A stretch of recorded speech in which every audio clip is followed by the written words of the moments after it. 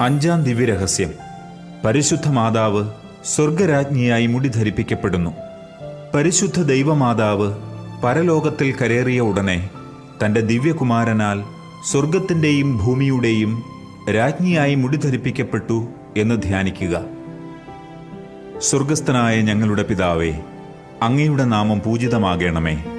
അങ്ങയുടെ രാജ്യം വരണമേ. അങ്ങയുടെ തിരുമനസ് സ്വർഗത്തിലെ പോലെ ഭൂമിയിലുമാകണമേ. അന്നു വേണ്ട ആഹാരം ഇന്ന് ഞങ്ങൾക്ക് തരണമേ. ഞങ്ങളോട് തെറ്റ് ചെയ്യുന്നവരോട് ഞങ്ങൾ ക്ഷമിക്കുന്നത് പോലെ ഞങ്ങളുടെ തെറ്റുകൾ ഞങ്ങളോട് ക്ഷമിക്കണമേ.